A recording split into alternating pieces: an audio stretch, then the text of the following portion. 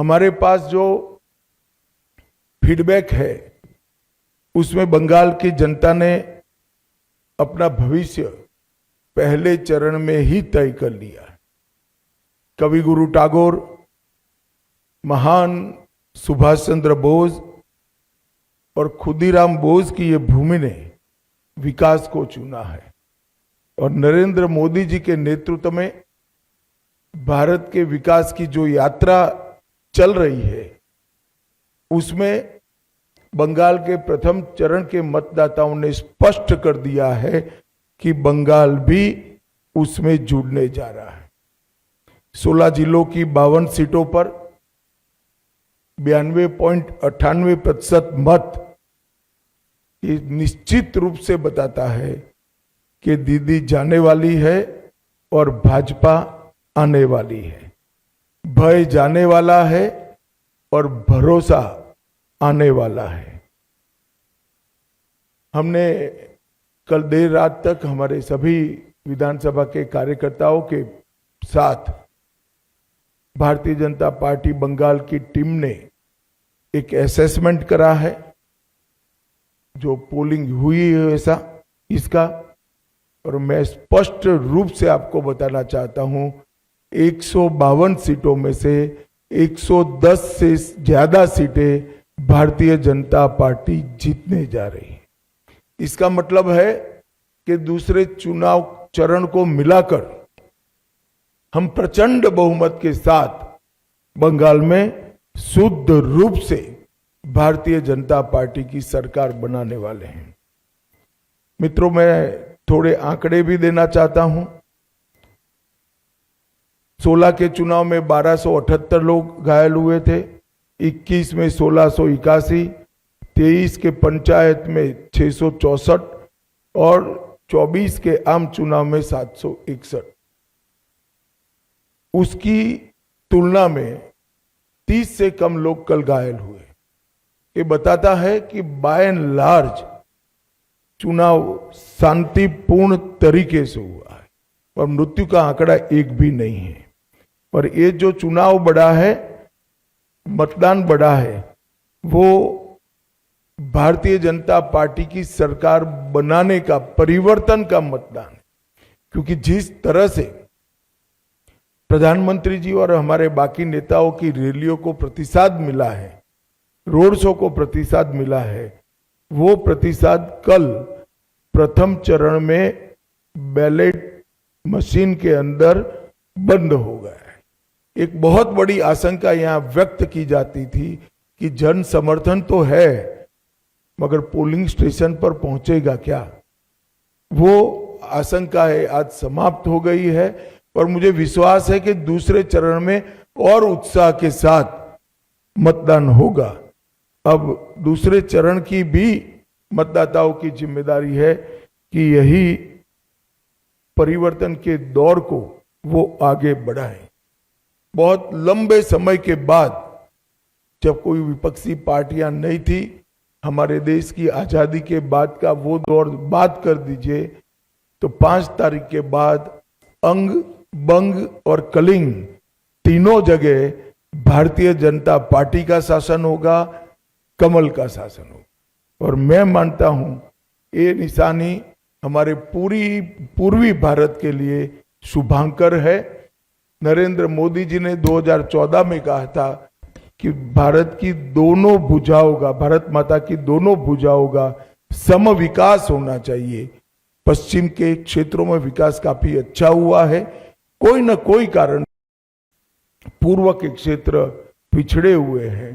पूरा north east, Bengal, Bihar, Orissa, ये पूरा भारतीय जनता पार्टी का शासन आने के बाद ये जो शुरुआत मोदी जी ने करी है पूर्व के विकास की, पूर्वोदय की, इसकी भी गति तीव्रता के साथ बढ़ेगी। मित्रों, एक बंगाल की मुख्यमंत्री जी अफवाह फैला रही हैं कि बंगाल में अगर भाजपा का शासन आया तो बाहरी लोग शासन करेंगे। मैं दीदी को बताना चाहता हूं, दीदी बंगाल का अगला मुख्यमंत्री बंगाल में ही जन्म लेने वाला, बंगाली मीडियम में पढ़ा लिखा और बंगाली बोलने वाला होगा। इतना ही है कि आपका भतीजा नहीं होगा, वो भारतीय जनता पार्टी का कार्यकर्ता होगा। अगली सरकार बंगाल के ही भारतीय जनता पार्टी के कार्यकर्ता ने बनानी है। भाइयों बहनों, भारतीय जनता पार्टी की सरकार बंगाल में बनने के बहुत बड़े मायने, हमारी सबसे पहली प्रायोरिटी होगी कि बंगाल की महिलाओं को हम सुरक्षा प्रदान करें, उनको भय से मुक्त करें। जिस राज्य की महिला मुख्यमंत्री ये कहती हो कि 7 बजे के बाद महिलाओं को घर से निकलने की जरूरत क्या है, मैं मानता हूं उनको शासन करने का कोई अधिकार नहीं। मैं आज बंगाल की माताओं बहनों को आश्वस्त करना चाहता हूं कि 5 तारीख को भारतीय जनता पार्टी की सरकार बनने के बाद रात को 1 बजे भी छोटी सी बच्ची किशोरी स्कूटी लेकर निकलेगी, कोई गुंडा उसके सामने आंख उठाकर नहीं देख पाएगा। और ये प्रतीकात्मक रूप से हमने आरजी कर की पीड़िता की माताजी को और संदेश खाली की पीड़िता को भी हमने प्रत्याशी बनाया। विक्टिम थी, वो असेंबली में बैठकर एक गुंडों के खिलाफ कठोर प्रशासन के नियम बनाने का काम करेगी। मुझे लगता है बहुत बड़ा परिवर्तन आने वाले दिनों में होने वाला है। और दीदी को महिला आरक्षण का विरोध करने का जवाब भी इस चुनाव में बंगाल की मातृशक्ति देगी, इसका मुझे पूरा विश्वास है। मित्रों, आज मैं बाकी सारे जो क्षेत्र बचे हैं उन लोगों को भी कहना चाहता हूं कि भारतीय जनता पार्टी की सरकार बनने के बाद व्यापारियों से कोई भतीजा टैक्स, भाईपो टैक्स नहीं लिया जाएगा। सिंडिकेट को हम समाप्त कर देंगे। जो प्रशासन का राजनीतिकरण हुआ है और राजनीति का क्रिमिनलाइजेशन हुआ है, वो एक प्रकार से नासूर बना हुआ है, उसको भी हम बंगाल की जनता को ये नासूर से मुक्त कराएंगे। बंगाल के अंदर आधुनिक खेती के लिए कोई संगठित प्रयास विगत 50 साल से नहीं हुआ है। मां गंगा की कृपा जो कांप को ढोकर लाती है और पानी की उपलब्धता है, इसी के आधार पर यहाँ का किसान खेती करता है। आने वाले दिनों में हमने तय किया है कि किसान की खुशहाली के लिए यहाँ के सारे परंपरागत क्रॉप है, इसके बड़े रिसर्च सेंटर हम यहाँ पर बनाएंगे। चाहे आलू हो, चाहे धान हो, चाहे बंगाल की मालदा की मसूर आम हो, पान हो, इस सभी के लिए इसकी खेती को वैज्ञानिक तरीके से हम आगे बढ़ाएंगे। और एक भ्रष्टाचार प्रस्तापित इंस्टीट्यूशनलाइज करने का काम ममता बनर्जी ने किया है। 32 से ज्यादा घोटालों के माध्यम से 10,000 करोड़ से ज्यादा रुपयों का भ्रष्टाचार बंगाल में हुआ है। 10,000 करोड़ के रुपए। हमारी सरकार भ्रष्टाचार मुक्त पारदर्शी शासन तो देगी ही देगी, मगर जिन्होंने भ्रष्टाचार किया है इनके खिलाफ एक श्वेत